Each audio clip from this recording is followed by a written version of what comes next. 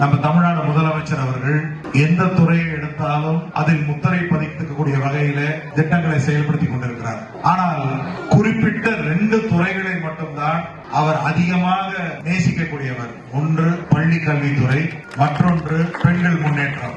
இதுல பள்ளி கல்வித்துறையை பொறுத்த வரைக்கும் உங்களுக்கு நல்லா தெரியும், மாணவர்களுக்கு இந்தியாவிலேயே அதிகமான நிதி எந்த மாநிலத்துல கல்விக்காக, தொடக்க கல்விக்காக, உயர்கல்விக்காக ஒதுக்கப்படுதுன்னா அது தமிழ்நாட்டில் மட்டும்தான் இந்தியாவிலே அதிகமாக தொகை ஒதுக்கப்படுகிறது.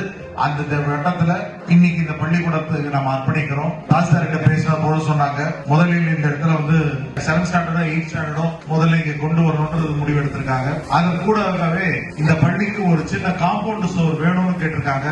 கண்டிப்பாக எவ்வளவு வெகு விரைவில் முடியுமோ அந்த காம்பவுண்ட் சுவரை கட்டி கொடுப்போம் என்று இந்த நேரத்தில் உறுதியளிக்கிறேன்.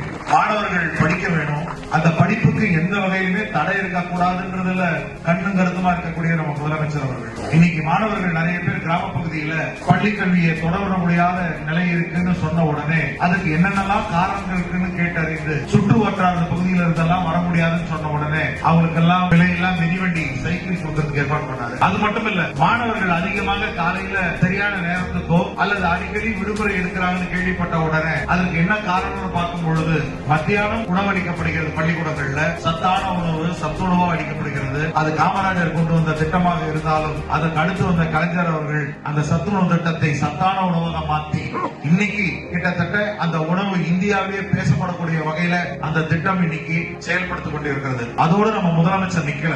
நம்ம முதலமைச்சர் மு க ஸ்டாலின் ஐயா அவர்கள் மாணவர்கள் காலையிலே வரும்பொழுது அவங்க வீட்டுல சரியான சாப்பாடு இருக்காது அல்லது நேரத்துக்கு சாப்பிட்டு வர முடியாது, வெகு தூரத்திலிருந்து வரணும் அப்படின்னு எல்லாம் இருக்கும் பொழுது என்ன பண்ணாரு, ஏன் ஒரு திட்டத்தை கொடுக்க கூடாது, காலை சிற்றுண்டி திட்டம்னு ஒரு திட்டத்தை கொண்டு வந்து இன்னைக்கு மாணவர்களுக்கு எல்லாம் தமிழ்நாட்டில் இருக்கக்கூடிய அந்த பள்ளிகள் எல்லாம் இன்னைக்கு காலை உணவு திட்டம்ன்ற ஒரு திட்டத்தை உருவாக்கி கொடுத்து இன்னைக்கு ஆரம்ப பள்ளிகள் இருக்கக்கூடிய சின்ன சின்ன குழந்தைகள் எல்லாம் காலையில அந்த பிரேக்பாஸ்ட் சொல்லக்கூடிய அந்த காலை உணவு அருந்து விட்டு இன்னைக்கு பள்ளி படிப்பை தொடர்ந்து கொண்டிருக்கிறார்கள். ஆகையால முதலமைச்சரும் சரி, விளையாட்டுத்துறை அமைச்சரும் சரி ஒரே முடிவோடு தான் இருக்காங்க. தமிழ்நாட்டை இந்தியாவில் தலை சிறந்த மாநிலமாக மாற்ற வேண்டும். அதற்கு கல்வித்துறையை ஒரு எடுத்துக்காட்டாக எடுத்துக்கொண்டு செயல்படுத்திக் கொண்டிருக்கிறார்கள். ஆகையால இந்த ஆட்சிக்கு நாம் எல்லா வகையான ஒத்துழைப்பு கொடுக்க வேண்டும். அவர்கள் காட்டக்கூடிய பாதையில் நாம் செல்ல வேண்டும். நம்ம முதலமைச்சர் இன்னைக்கு சரியான திட்டத்தை கொண்டு வந்ததான் இந்த திட்டத்தை பார்த்து இன்னைக்கு மற்ற மாநிலத்தில் இருக்கவங்க எல்லாம் காப்பி அடிக்க ஆரம்பிச்சாங்க.